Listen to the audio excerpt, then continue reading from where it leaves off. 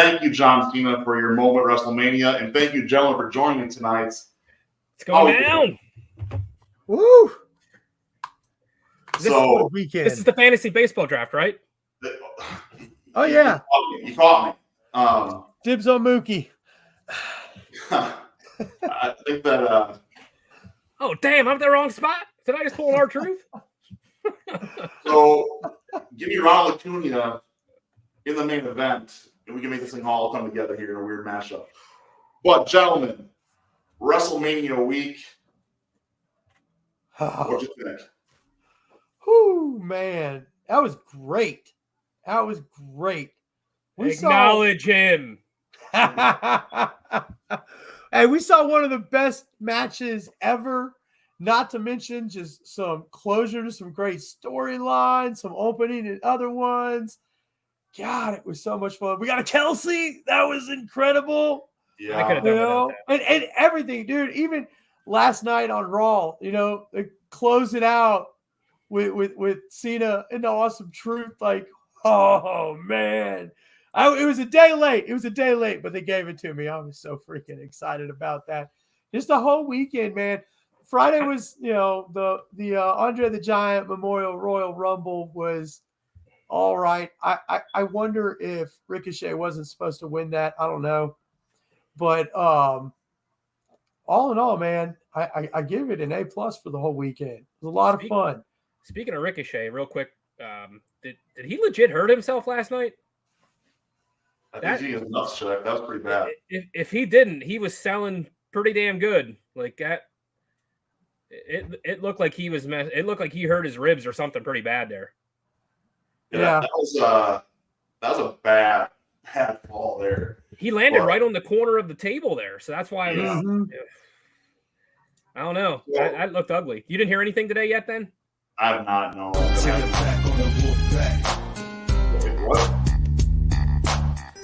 this run in?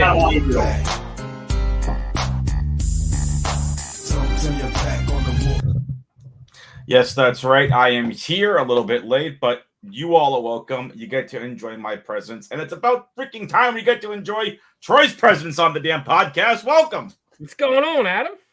Oh, hey, what a night to a mania. Let me ask you guys something, because I'm much more of a casual wrestling fan than you guys are. Is it weird that I shouldn't say I hated. Hate is a strong word. I really disliked Roman's character. Even when he turned heel, even after he turned heel, I disliked that character. But the more and more it went on, the more respect I gained, and the more I really appreciated what happened there. Is that weird, or is that just normal wrestling? Like that's normal wrestling. That's them doing their job, man. Yep. They made you feel what they wanted you to feel. He needed that heel run, in my opinion, in some ways, to save his wrestling career. Yeah, and I don't go that far. How can you not go that far? The dude was booed for 6 to 8 years in a row from fans for having him shoved down our throat until he came back with this bloodline gimmick and has now become one of the greatest factions of all time just because of the story. The only way I'll disagree and say that it was a career ender, possibly, is only because the same exact thing happened to John Cena, right? And how long were they saying Cena needs to go heel, Cena needs to go heel, Cena, and it never happened. And Cena's still stuck around. So, I mean, Roman might have been able to work through it, but I agree. I think this definitely helped his character in the long run. Yeah, again, it was worth the wait. The heel turn was worth the wait. And that's what I'll go for on that. And I think you also look at this in Paul Heyman's rub as the character. Yes. The world. And that's where, I mean, again, while we're on top of the weekend, Paul Heyman in his ECW gear, calling out Stephanie for marrying the wrong Paul. I mean, all these things come together. Like, again, Paul Heyman, I loved his promo spot. I mean, I'm not usually a promo fan at WrestleMania. I liked his spots. I love that everything he did was what it was supposed to be, including the pictures of him hugging a crying Roman while Cody's celebrating in the ring. Like, I loved it all, and Paul Heyman is, for me, the reason that, number one, we built to the hatred of Roman Reigns by the fan base, being shoved down our throats, him and Brock Lesnar, him being chastised by the wise man for years to being adored by the wise man and seeing this whole thing play out. So I will give Paul Heyman his flowers here and say Roman benefited as much as anybody in the business from a Paul Heyman run. Do you think I agree with you. Do you think Heyman picked Roman for the induction speech? Because I thought that was a little odd. I get it; it's all part of the story right now. But I think like there's other guys that could have did like Tommy Dreamer. I thought should have been the one. Yeah, Dreamer. Yep. It should have been Dreamer. My opinion, it should have been Dreamer. I think Dreamer makes I thought sense. maybe RVD. Yeah. I mean, They're I don't know good how long. friends. They're really good. I don't know how friends. long that would have been lasted. Dude, you're in the Hall of Fame. It went 3. He went to 3 people. RVD. Yep. Dreamer. Bully Ray. Yeah, that's true. Yeah. Bully. could have been a good Devon one, wasn't too. there at the time yet because during the speech it cut to Bubba and Devon sitting together. Yeah, but Devon wasn't there at the time. I don't know if he might have been doing producing or whatever, but no surprise. When you think ECW and WWE, those are probably the biggest 3 you think of. It's the Dudleys, both of them. It's Dreamer. It's RVD. Those are the big names. Taz, Yes, but Taz is but over in obviously that's not AEW. going to happen, right? Yeah. The picture for me of all this, though, is back to Paul Heyman is here because he knows what's good for business. He is a businessman. He loves the business. And Roman is best for business, even in his own moment. That was best for business, and Paul knew it. So that part I'll respect Paul for as well. I don't know that I agree with that, though. I just don't, because like I felt like it focused too much on the story of the match rather than like, because all that's happening is Roman is just going out there and they're booing everything he's saying, but you're trying to give Paul his flowers in the same breath. And I thought it was a weird. I don't know. I didn't like that I didn't like Roman as the inductor. I didn't. That's fair. Paul made it very clear, though, at the beginning of his speech that he was not in character at that time. And that's the one thing. That is the one thing that makes me think like maybe he did ask him, but maybe in the back of his mind, he's like, that's probably what's best for going on right now.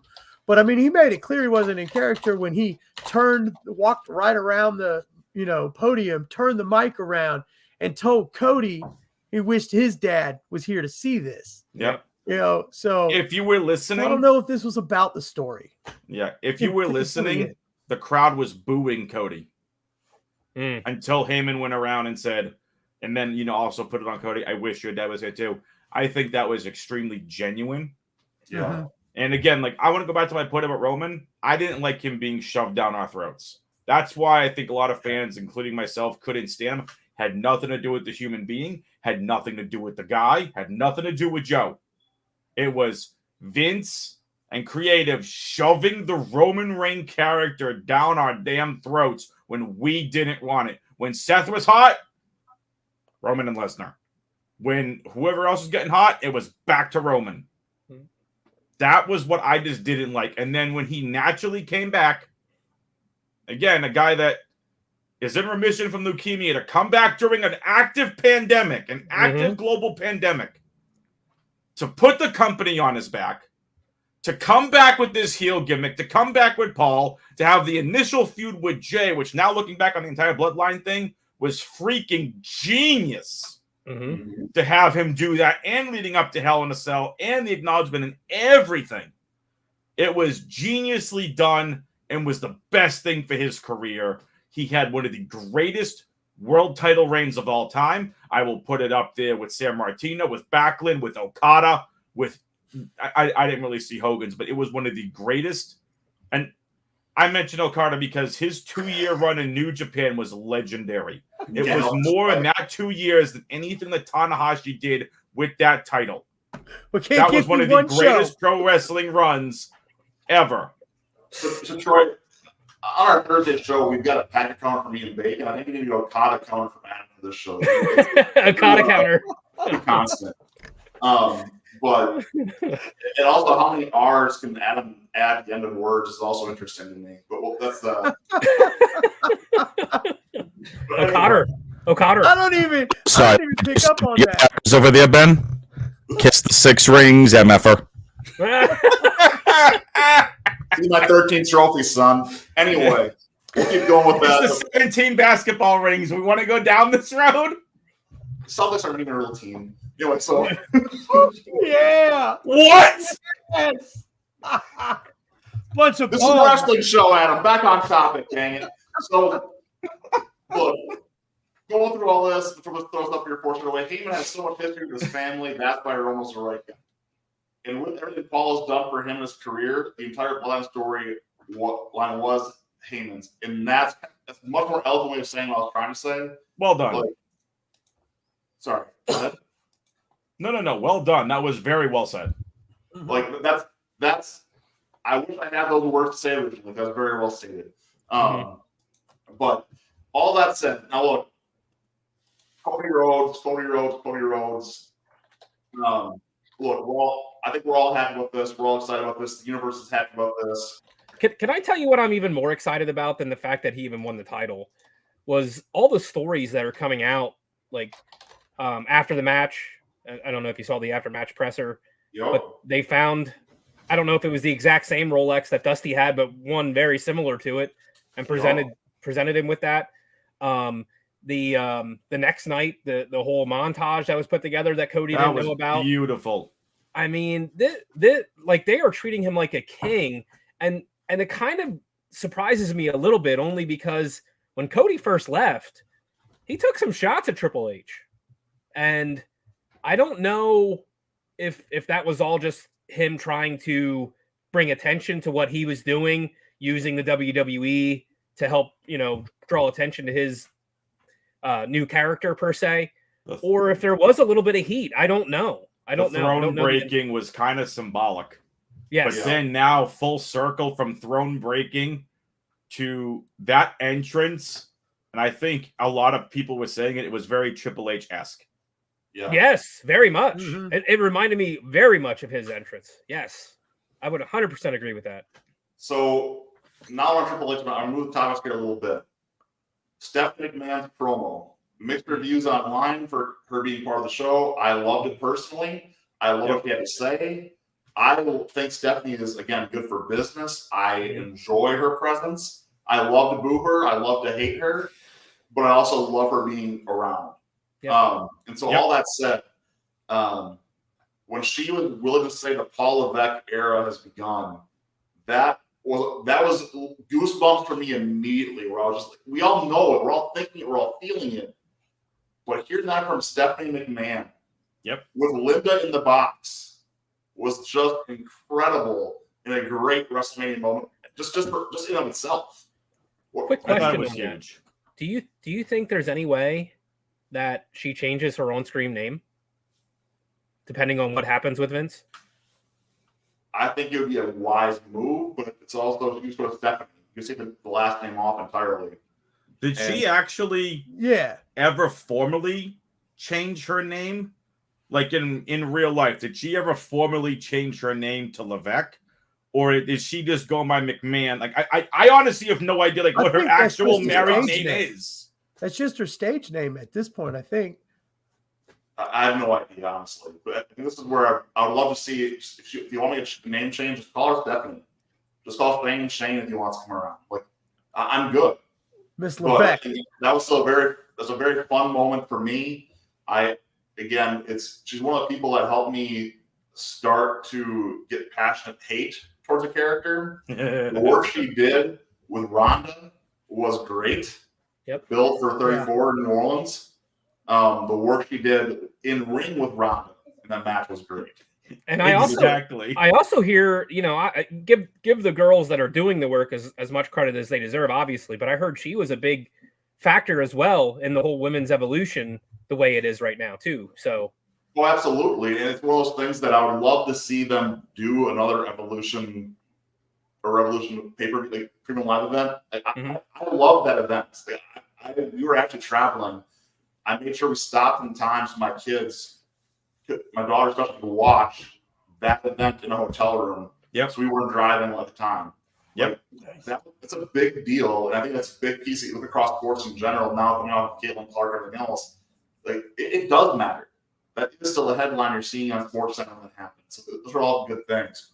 It probably won't happen again until they get Sasha back, until Charlotte's back healthy. You, with all due respect to everyone else on the roster, you need to continue to build your names up and your talent. You have a great women's roster, but until you get your main two headliners, especially if Seth and Becky are probably taking well-deserved time away, and that's something else we can talk about.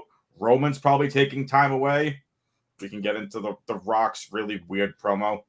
That was really weird. That was strange and weird and made absolutely no sense. But, you know, I think I'd love to see Evolution 2. What was it? It wasn't Revolution. It was Evolution. Yeah, it was Evolution. I'd love to see that too, but this time, no legends. This time it's focus on your active roster. We don't need to bring legends back. Focus on your active roster. You mean to tell me you can't make a banger main event with Lyra Valkyria, Roxanne Perez, Sasha, Charlotte, Becky? Put any name you want. You can put the NXT Women's title, put some focus back on the tag titles, the new NXT Women's North American Championship that's going to be coming into play. I'd love to see a number 2, but I focus on your roster this time. You know what I mean? Yeah, no, I hear you saying. I think that right now the difference from then to now is that there's not the same depth at NXT in the women's division. No, not anymore. It was very, very strong at that time. It's a little bit thinner. I think they've made some moves to help that, but it's going to take time. So I think that one thing that I'll say there is, Tiffany Stratton, again, giving her more credit here again. While she didn't have a role this weekend, really, she's still one that you can tell that's a rising star for a reason, and she's going to do well. She's the Swerve Strickland of WWE's women's division in a holding pattern until this Mania pattern. You know, like Swerve's been in a holding pattern until he gets his actual shot. Stratton's in a holding pattern until we got past this WrestleMania. Now you can give her a proper build towards a title, whether you want to have her take it off Rhea, take it off Bayley. You know, Rhea's probably the target because Bayley kind of needs that for a little bit. But like in that holding pattern, now you can start properly building her up. See, I got a different idea for you here. If it's me, you just did a mid-card title in NXT for women. Give us the mid-card title for women on the main roster. Gee, that's the tag team titles are there, I get it, but that's not a proper mid-card title. Give me a mid-card title. Can we get rid of the women's tag titles, please, and just introduce a women's mid-card? I agree with you. If I had to choose, can we get rid of the women's tag titles and put focus on a women's mid-card? Put it the women's intercontinental title. And the difference we have now, too, is there's not yes, that's what we need. There's not as many like truly coupled women in the division right now that really makes sense either. At the time, you had the ones that made sense, right? You had Sasha and Bayley, you pair up. You had Iconics. You had the Riot Squad. Yep. That's kind of all dissipated now. So now it's kind of time to move on and go to that next step. But I would love to see call it a women's intercontinental or yes, US, whatever. That'd be great. I'm here for it, and I would be all about it. Which segue into the next conversation, actually. I want to ask you guys. Hang on, Charlie. What did you want to say? You look like you were chomping at the bit. No, because what they need Charlotte back, and I agree with you. And I think that Rhea keeps the title. If she didn't lose it to Becky, I think she may hold on to the title until Charlotte comes back, because that's who she should lose it to. And then think about Stratton versus Charlotte. That's a great matchup. Hello. That would be a great build. Think of the athleticism alone in that match. And the thing about it is Charlotte, if not the best, is one of the best technical female wrestlers. She is the best technical female wrestler. Very good. She's the best. Yeah. Yeah, like I said, if she ain't the best, she's one of them, but she probably is the best that they have. And so I think that we'll see this women's circuit break out more when she comes back. That's what they need, especially because Becky. I feel like Becky may be taking a little time off too.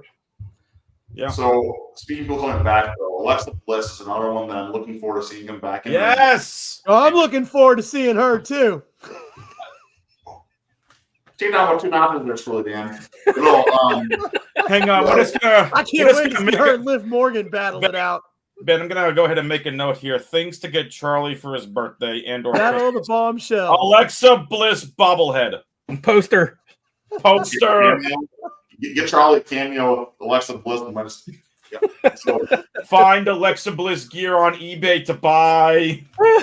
So look, Alexa Bliss though running heel on a babyface Tiffany Kidding. Stratton would Oh, be hello. a phenomenal program. Mhm. And that's what you can do in the meantime to buy time for Tiff while she's waiting for a title. Alexa can come in and pick on her right away. Oh, Yep. that promo battle would be insane between It'd be those two. glorious. Oh, It'd be glorious. But Thank you, Bobby Roode. thank you for recognizing. All right, mid-card. Speaking of Bobby Roode, mid-card titles. So Oh, wow. shots fired. Look, The disrespect to the it factor of professional wrestling. so Sami Zayn, obviously the fun Rocky promos here. He gets his title. Why? Logan Paul sneaks another one out in triple threat. because they need Gunther as a heavyweight contender now. That's why. But Yes. why not Gable? Because Oh, that's not over yet. That's not over yet. Man. Because Sami's They're They're Everybody going to earned make it like Sammy Sammy a had. transitional champion after ending a 600-plus day reign? It just doesn't No. make sense to me. No, Unless he's gonna Gable's beat going to go Gable. heel. I mean, Warrior did it for Hogan. Dude, Sammy deserved this. Man, he's put the work in for this. They built it up. That It was the that respect a great given moment. back and to not Sammy. to mention, look, Yeah. if for nothing else, Sammy gave us the best move of WrestleMania. That was crazy. There was no move better than that freaking brainbuster. Did that brainbuster Seriously. connect with a turnbuckle, by the way? 'Cause Yes. I don't know where the heck it connected. It's like it connected midair and that was it. That was the single greatest move of the whole show to me, man. He earned it, dude. He went in there, took his lumps, and earned it. It was great. He's gonna hold it for 3 months. Bloodline storyline. He earned this with a beating he took from Roman Reigns. He earned this through everything else he's done for how long. Sammy getting a title for me is. I'm here again. I love babyface Sammy. I enjoy watching him do his thing, and I want heel KO back to come out and fight him again. I will watch KO and Sammy fight every day. That's what Absolutely. I love those two. Heck can just yeah. go. I think it was respect after all these years Yes. of Sammy doing nothing and then being stuck with the bloodline and then helping to Being further get the stuck with the bloodline over. bloodline. Well, it's like his progression. He was my favorite wrestler in NXT. The R Evolution thing, when he Dude. won the title from Adrian Neville, I was crying because that's how I was invested in him. So When this he is got how to the main roster, it was like, this is how casual I am. The first time I seen him was when Nakamura made his debut in NXT against Sammy, and I watched that Nakamura's match. only elite match. Yep. And I watched that match, and I was like, "Holy shit, that was amazing!" And Nakamura's only elite match in WWE, by the way. I mean, You guys- I can't comment on that because I've never really seen any of his I'm other just stuff. saying. Yeah, Did you guys watch UFC like 15 years ago? UFC, Yeah. So off and on, Oh, nothing. Yeah. Why? you know What- Forrest Griffin? Oh, I know that name. Yeah, The older the better. So Forrest Griffin and Stephen Bonner had a classic fight that kind of helped put UFC like in mainstream eyes. They were in the contender series that they did there to kind of find new fighters or to broadcast that process, kind of like Tough Enough for wrestling. Yep. And they had an absolute bloodbath of a fight. Forrest was known; he had a very short run, but he was known for being a guy who just didn't quit. Like he would look like he got in a car wreck and still come out just swinging. Like the guy was just a reckless abandon would go after it. And that's kind of how I've seen Sammy in his earlier days, especially. Like you can beat him to a pulp, and the guy doesn't stop. And my favorite part of the video package for him, the pre-match stuff, was when he threw the towel back at Chad Gable. Like that's the Sammy I want.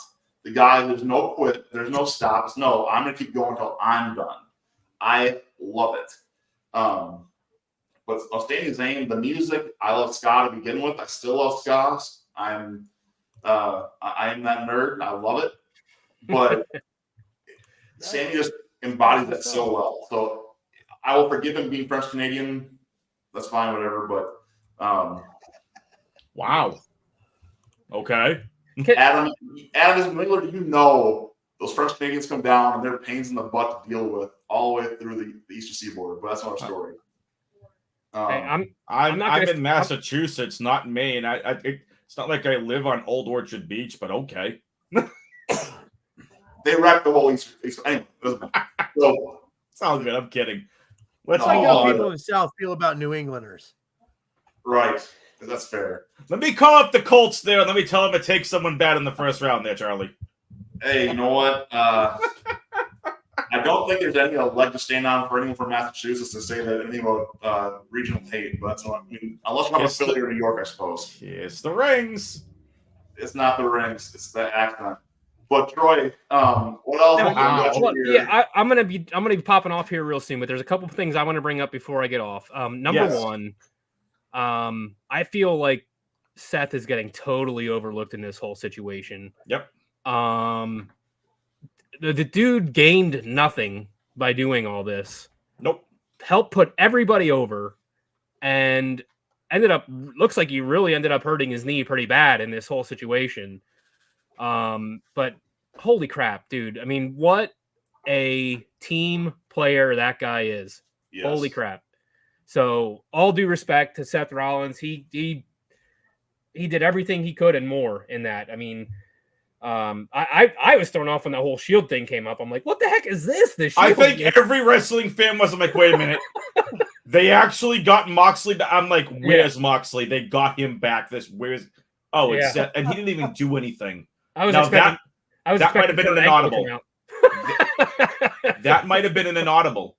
If his knee was really hurt, that could have been an inaudible to the ref or whoever saying, I cannot do anything. My knee is completely shot. Just have Roman take me out and let's move on.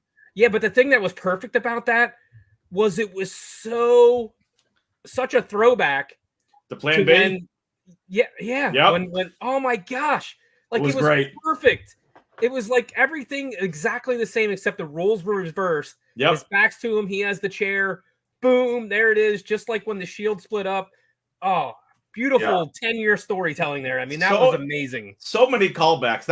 That might be the greatest ending to a wrestling match ever.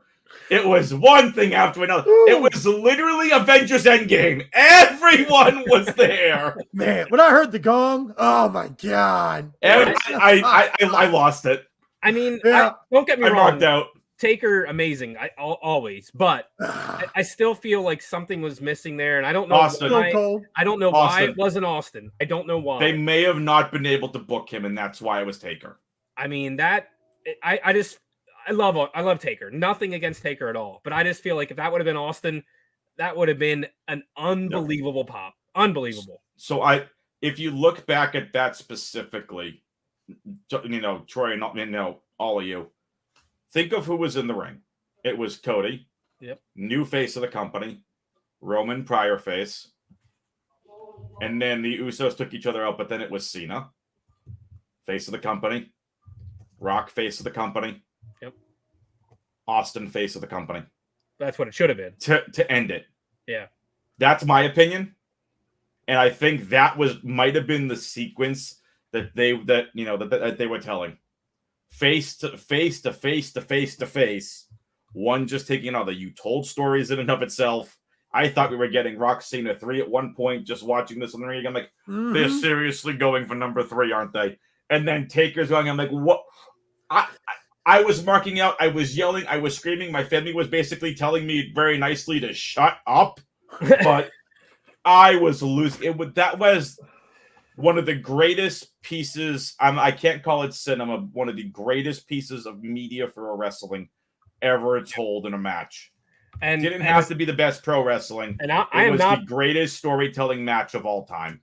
I'm not a Hogan mark by any means, but I feel like there should have been a way that he should have been in that too. Somehow, like not physically.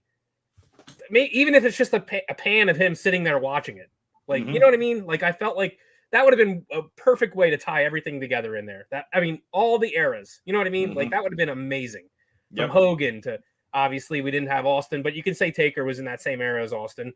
So you have Hogan and then Taker and then Rock and then Cena and then Reigns and now Cody. Like I mean that. Oh my gosh, it was beautifully done. So yeah. So anyway, going back to I wanted to give Seth his flowers there. I thought that was amazing. What a team player. I thought the KO match was a lot of fun. I don't know what. Don't get me wrong, Logan Paul for having 15 matches or whatever it is right now, freaking amazing. He looks incredible. Yeah, but like, are they literally just keeping the title on him because that they just want the publicity from it? Is that what it is? Well, keep this in mind too. Prime's clearly investing a lot of money in advertising with WWE as well, and that's Logan's. I mean, all this has come together. It doesn't hurt anything here, right? KO doesn't need it. Randy doesn't need it. Like it still told the story. It still had a piece of we're still going to boo Logan. We're not going to not watch him in this match just because we're not to that point yet. I think overall the booking to me made sense. It's not what I wanted, but I got a lot of what I wanted this weekend, so I can handle being off on a match. That's okay. And, it was good timing. And one more thing with Logan, and then there's one more person I want to bring up before I get off. Do you think that he's doing too well? And it's almost too hard to boo him right now. No. Because I find myself kind of rooting for him sometimes. I don't. This man. I don't want to look away, but I won't. I want to give go away heat, but I can't. That frog splash. Holy crap! Yeah. That was insane. Oh, and by the way, speaking of, before I forget this, what match was it where they did the freaking springboard? The guy shot somebody way up into the air. Do you remember that? Was that the tag team ladder match? Was that that was the Andrade Ray match? Yeah, that was luchador match. Santos and Dom. That was incredible. It's like they catapulted Joaquin. Oh my gosh, he got air. Oh my gosh, he was up there. That was insane. Yeah. So anyway, and then one more thing before I go. I'm not a fan of Jade Cargill, and this is why I'm bringing this up, because it reminds me so much of Roman, right? I feel like already she's getting pushed down our throats already, and I feel like a heel run would be the best way to bring her in rather than the way she's getting pushed in right now. It's coming. It's coming. You think it's coming? Yeah, I do. Yeah, they're lining her up. I'm trying to understand everything Troy just said. She's a beast, though. She is a beast with some talent. She walked into the company as a megastar. Yeah. I disagree with that. I disagree. So it's look, Adam, you and I love AEW, but Troy, you said a couple times tonight you're a casual wrestling fan. Yep. To the casual wrestling fan, a mid-card title holder in AEW does not mean anything unless they're watching AEW. I knew who she was, but I didn't know much about her. Yeah. This is a title holder who went 70-0, a mid-card title holder that made the TBS championship a brand new belt means something, feels like something to leave the it AEW fans. for the ones that actually we watch company. Correct. Us. But I'm saying that doesn't mean anything if you don't see it.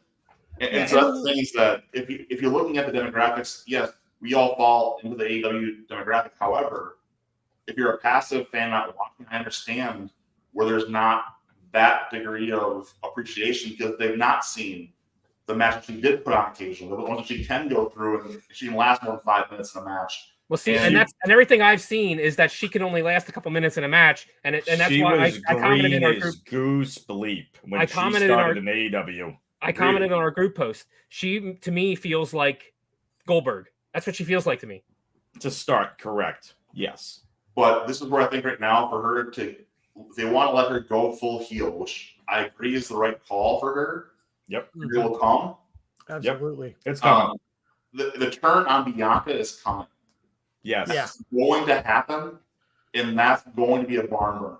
When we get Jade and Bianca in a pay-per-view, like letting them just go to town, the feats of strength will be ridiculous, and it's going to be an amazing match. That's when she will win people over. a la Cody Rhodes with his torn pec. Yep. That's, I mean, Cody Rhodes was, again, known by the average fan, but he was appreciated after he fought with a part of his body falling off. Yeah. I mean, so I think that's just the visual of that was amazing. Just seeing his whole half of his body black and blue was like, okay, this dude's got my respect. I saw it in person. It was disgusting. Yeah. But it also made you appreciate them.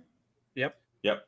The thing with Jade is, and with a lot of wrestlers, they had to get through Mania 40.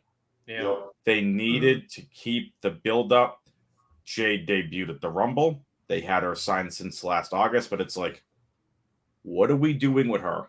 Right? There was some documentary that they were teasing throughout Raw last night, or whenever it was, the behind the curtain of Mania 40. Part of that clip said 80% of the Mania card was set in October of last year. Oh, wow. Yep. That's how far they get their Mania plays, because you really got to build. Especially, Mania is always built several months in advance. You lay the groundwork, you hit the ground running, you figure out what you want to do. And then it was like The Rock coming. That main event was Rock Roman. Yep. Yeah. Until the hashtag We Want Cody chant started.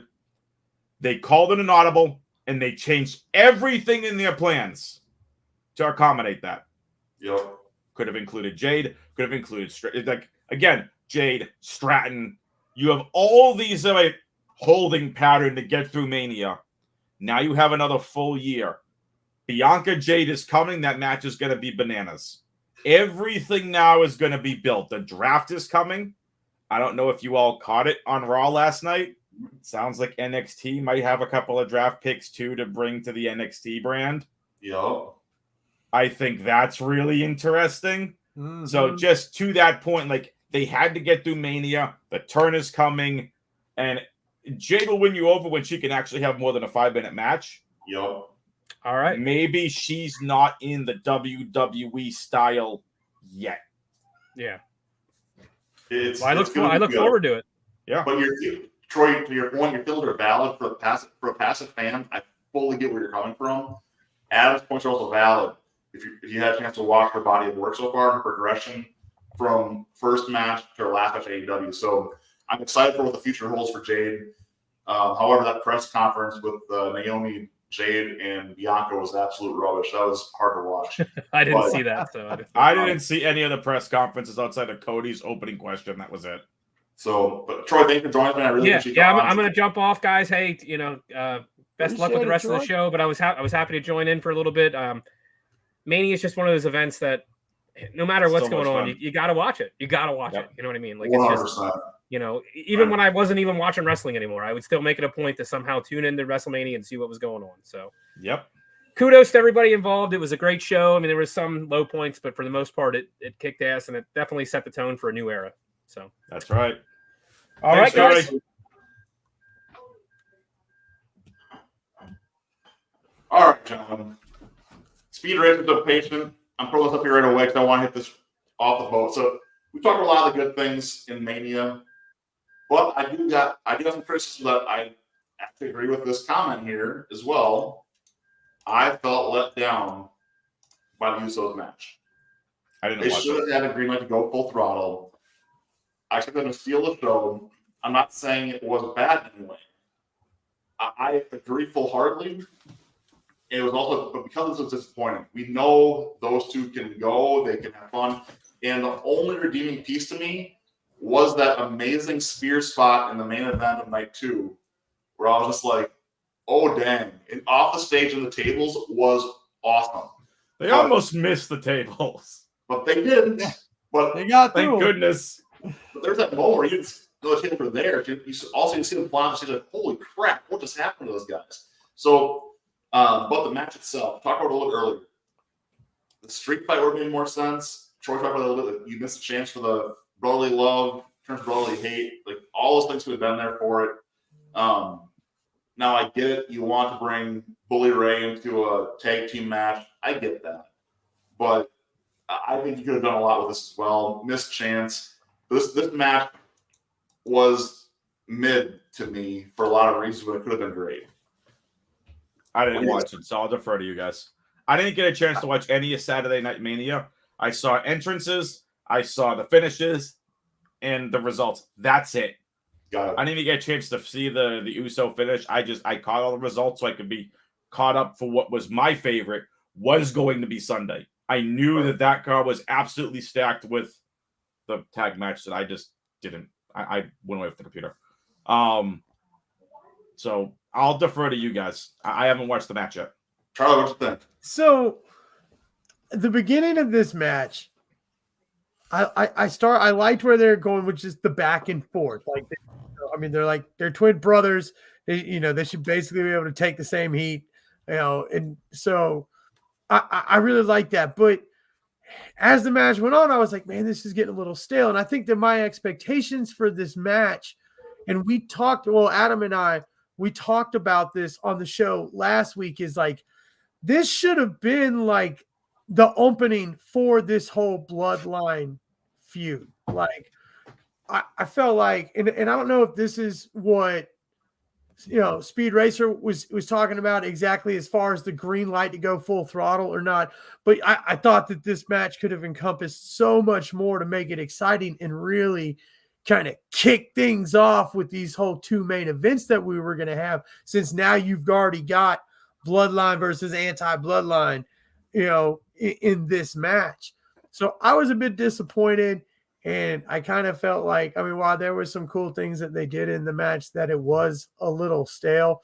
But overall, I think that they missed real big on Saturday night as far as, some cameo appearances and whatnot, and what they could have done with some guys coming out more with some interference. We had like no interference on Saturday, and it's WrestleMania, man. You gotta have that. My feeling overall, my criticism was, until the main event Sunday, it felt like a really good Raw. It felt like another show because we didn't have those big guest appearances. We didn't have those big moments that were just like, again, there's some good moments, but they weren't great moments. Yeah. And I get it. You're not going to top Cody's moment either way. But, you have chances there. I feel like with a few of those matches, they could have done more with them. I loved the tag team ladder match. Yes. Match. Yes. I like what they do with the titles. I'm good with this. I'm happy that this is what the result is. I would prefer to see DIY get one of the titles, but that's okay. Like, I think they can go after Awesome Truth or whatever, and we can have some fun with this thing. So, I love Awesome Truth. Oh, it's great. It's great. But and in the Monday night with John Cena and R-Truth. Oh my gosh, man! Like, I want to see. I hope that we're gonna get a little bit more Cena with them. That would be great. I'm really curious, like, how this plays out. But R-Truth is going to be a Hall of Famer. It's a matter of when, and I'm not sure if he's ever going to age. Like, he just looks the same. Like, that dude is amazing, and he plays his character so well. Yeah, but everything. The guy knows his spot now. He knows where he is. He knows what he's doing. He knows how to entertain you, and that's just like, man, I love it. But the other side of that, when looking at Grayson Waller and Austin Theory, can you find two more hateable guys on the roster right now to have to take titles? I love it. I love it. I love to hate a champion, and I can hate these guys. So give me a good tag team babyface group. You want to go against them? Maybe that's DIY there instead. I don't know, but like, it's KO and Orton. That's fine. And I think I said this when some of us were talking in one of the group chats. Like, as soon as they won the tag, I was like, this is great for Randy and KO, because those four already have beef. And now you've got neither one of them picked up the title over Paul. So, and they, the whole way that the two of them played it in the ring, as far as, all right, we're going to do this now. It's like, they're still they left it that there may be no bad blood there. So it's like I love it for that because I think that's what they're going to do, and that's what I would do.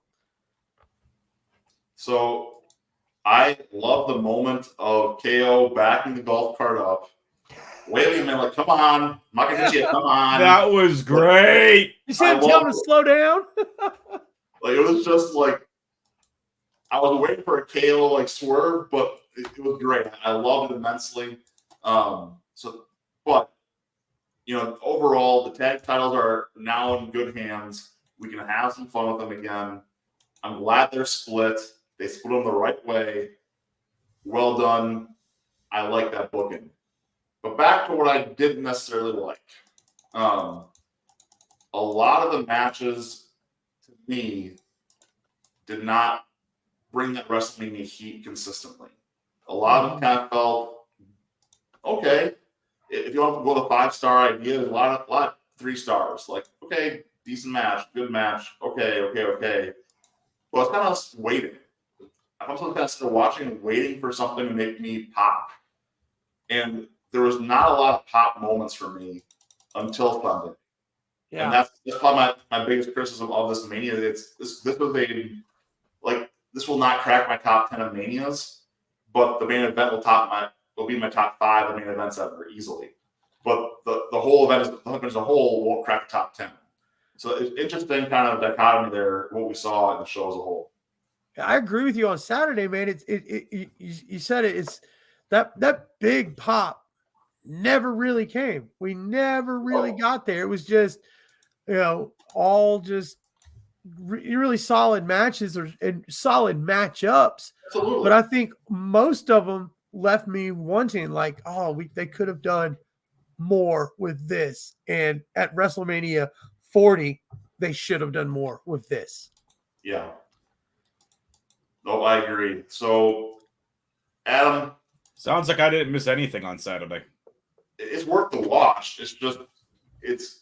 Don't watch it with WrestleMania expectations. Watch it with Backlash expectations. You'll love it. And the tag match was good. But the ladder match was actually a very entertaining match. Rhea and Becky R-Truth stole the show. No, look, it still is a good night. It's not a good night. Like, we've had this is not a bad Mania by any stretch. But you're gonna have some of those lulls. I felt like we had more beer breaks than normal wrestling. Again, you have one stacked card, and it's meant for Sunday. Everyone. Hot tag. Yes, that was I saw this. He's really funny, but I'm sorry. To me, it's annoying.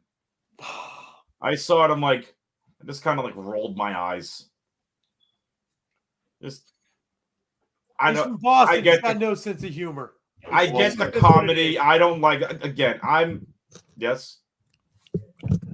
Adam. Yes. We can enjoy humor. I can do this too. No, I gotta talk to you a little bit. Look. I didn't hear anything you said. So you want to still hang on? I can also get closer to the camera. I can do that too. A lot of weird things, but that's another story. That's another show. So no, let's just have fun. Like, this is what R-Truth is here for. I want guys to be so. Like, I'm gonna expose myself here. I enjoy D&D. Do you gonna go off camera? Sorry. Never mind. That was a bad joke. I said you have to go off camera. So I enjoy a little of this once in a while, right? And so here's the thing. I love when players play their character. I love when wrestlers are their character. Make me believe the unreal. I truly believe when I see R-Truth anywhere on the show that man's nuts. He's not. I know he's not. I know he's brilliant. But I believe that he's just this knucklehead walking around making bonehead mistakes all the time, and I love it. Oh, yeah. He is the comedy relief, and he is a much needed comedy relief. Make me it's Mark. Great. And R-Truth makes me Mark. I love it. There you go. And him with Miz is incredible. Absolutely. God, it's a great tag pairing. We've seen it before. It was great then. It's a great tag pairing. So we saw it before, and actually, fun fact, I don't know if, for anyone out there, like, I'm sure you both remember, the last time we really saw Awesome Truth was to have them put over Rock Cena. Yeah. Survivor Series, I think, 2011, 2012. I want to say 2011. Yeah, it was 2011, I think, is the last time that they were together. Because Capital Punishment was Cena versus R-Truth for a world title. And then it was Survivor Series that was leading up to Rock Cena 1 versus Awesome Truth. Who, again, we've never seen this team as a face team. We saw them as heels, but we've never seen them as a face team. And when they got their belts, I'm like, that is kudos, that's flowers, that's respect to everything that those two workhorses, especially Miz, and the workhorse he's been and done for WWE. So I've got to go hit one more match for sure before we're coming close to the hour here in a bit. But the Drew McIntyre Seth match. Hey Adam, we called that briefcase though. Absolutely, yes, did. Look, I'm happy it worked away. Hey Charlie, virtual high five. Well done. Yeah. Well done. I was wrong. I'm happy you got it right. Charlie, give Charlie the credit. He 100% called that last week. He said if they lose the tag titles, Priest is cashing in. Charlie was 100% right. Well done, Charlie. It had to. It had to be that way, right? And now we had to get the briefcase out of his hand. And now we get Vanilla Priest. And you have That's besides the point. The men in that regime have to have a title. Mm-hmm. It can't just be Rhea's belt. They got to have another one in there. Well, Rhea's look now even came out again when he won. She's going towards a babyface look again. I feel like a turn's coming here. Well, and you notice who attacked her. Yeah. And I mean, that girl's a heel. She's a heel. Morgan? Oh, yeah. Good. Give Liv the title and please, someone take it off Priest. I don't care if R-Truth takes the damn title off Priest. I'll take it off of Liv. Jeez.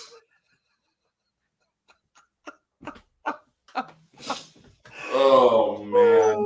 The show was going like this, man. It was going like this one, and it's into the toilet. So here we were booking a Paul Levesque show, and then Vince McMahon came in the room and just thought something nasty into it. But did we just compare Charlie to Vince? I'm so sorry, Charlie. Man ran the world for a long time. Just saying. Most powerful man in wrestling until recently.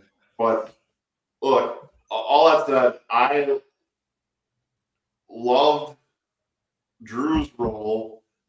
It's well documented on That's Bacon Media. I hate CM Punk. I hate the man. I hate the man. I hate the man. Ooh, this is great, though. But I loved Drew's whole bit here. He wins it. He looks humble in the win. He looks like he's found his moment. He goes to talk his crap to Punk. Punk beats him down. Priest gets the belt. Cool, whatever. And then I just follow on social media, but Drew's family took a picture of them all flipping off the link, saying, "Screw this crap. We're gonna support our brother now."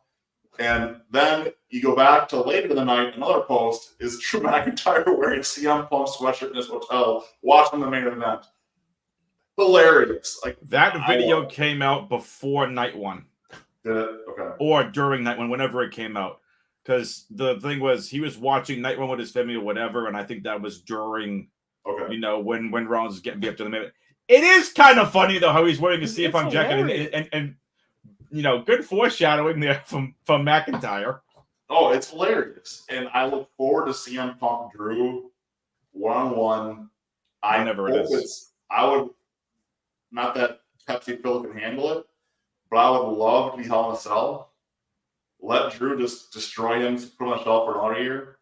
But I don't know if he makes it in WWE that long. Man, if he can keep, he missed a Rocky reference, or he really played his part poorly with that. His joke was just bad. Like, Punk, you suck.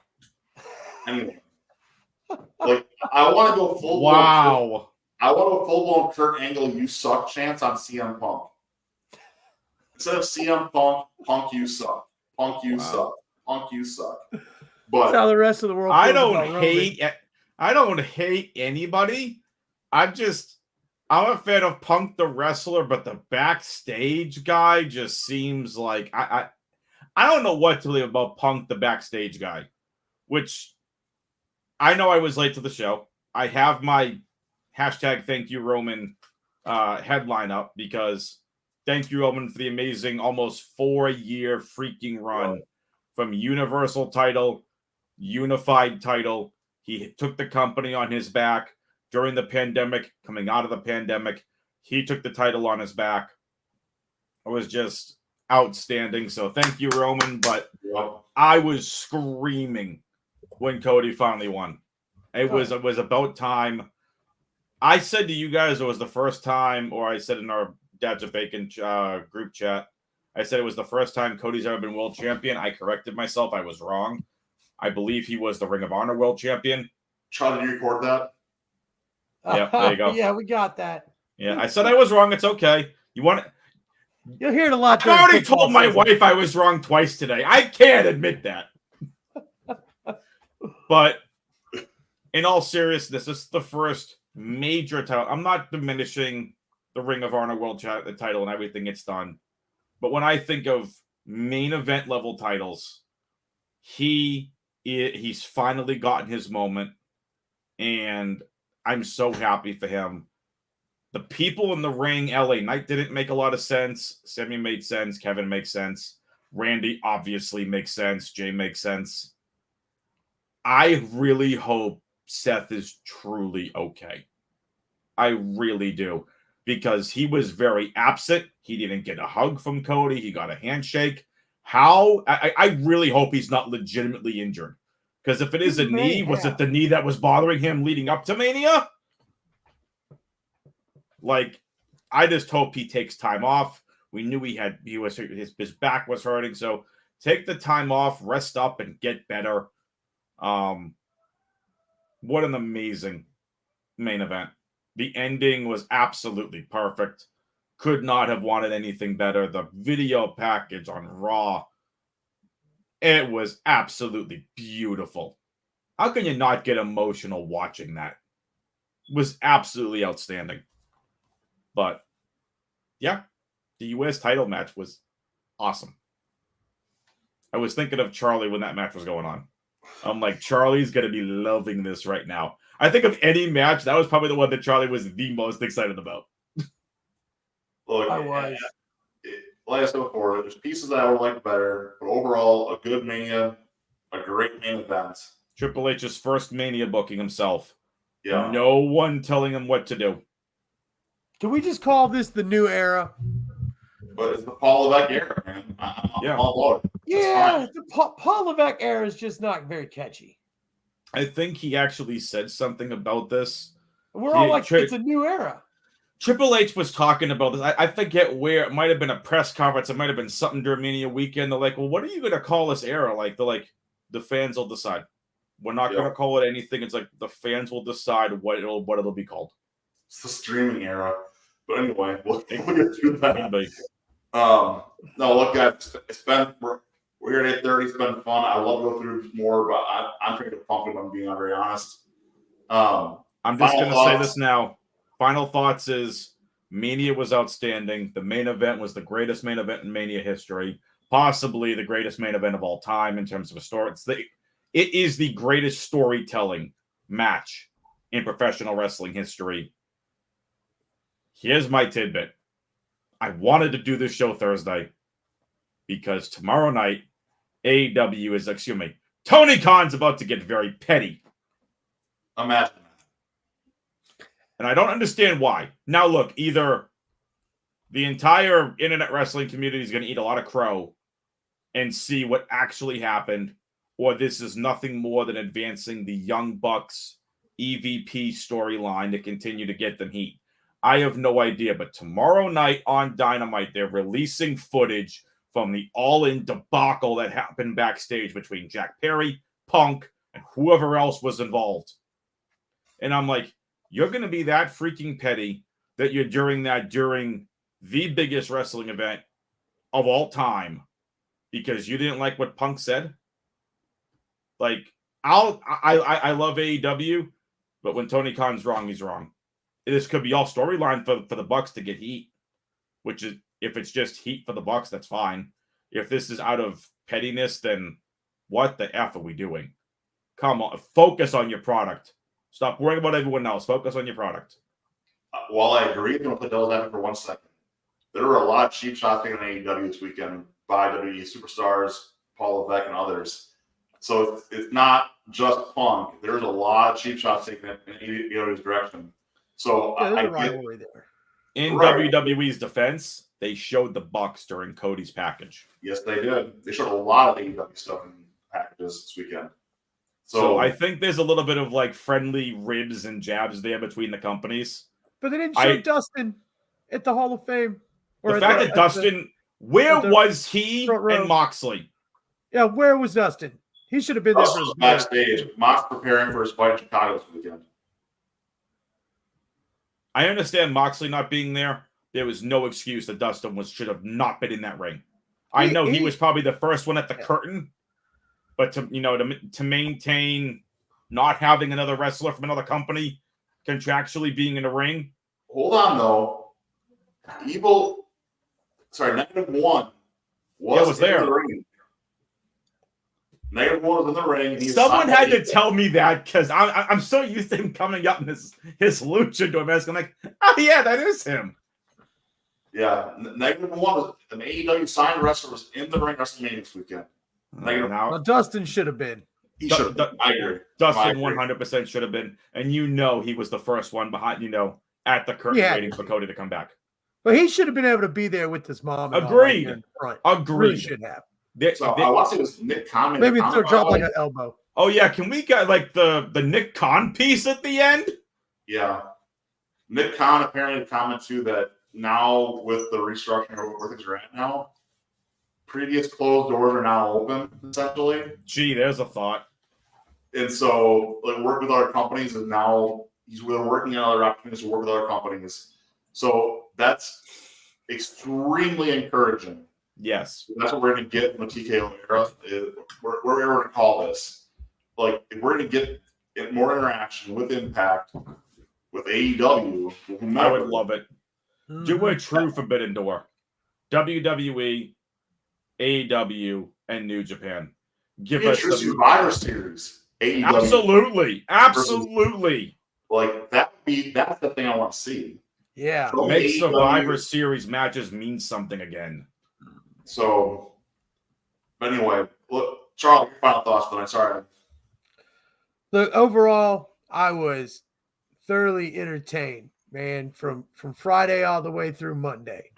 I thought it was great. I Saturday, like I said, it was lacking that real wow moment, but it was still really solid matchups. I loved it. And we may have seen, I'm not going to say it was the best main event ever yet. I got to kind of go back and look at some of the old ones, some of the ones that still like really stand out from my childhood and all, but it was definitely, one of the best main events ever. They gave me almost everything that I wanted. And then I did get John Cena and R-Truth on Monday. So, it was great, man. I enjoyed it. AJ, he enjoyed the matches that he watched before he fell asleep. So good job to WWE. And I'm very excited for some of the new storylines. Yeah. Look, my final take here, guys, I'm excited for what we have for our show going forward here now. We've got coming off of both Revolution from AEW and now WrestleMania. We've got a lot of fun stories to watch going forward. And I think there's a lot of good things for us as wrestling fans. We can truly enjoy a real golden era in wrestling. That it's here. I know that Tony talked about the business changing at Big Business. The business changed this last weekend. Correct. Cody becoming champion. Yep. Broke the actual Forbidden Door. WWE and AEW crossovers, I think, are now more likely than ever. Will they happen right away?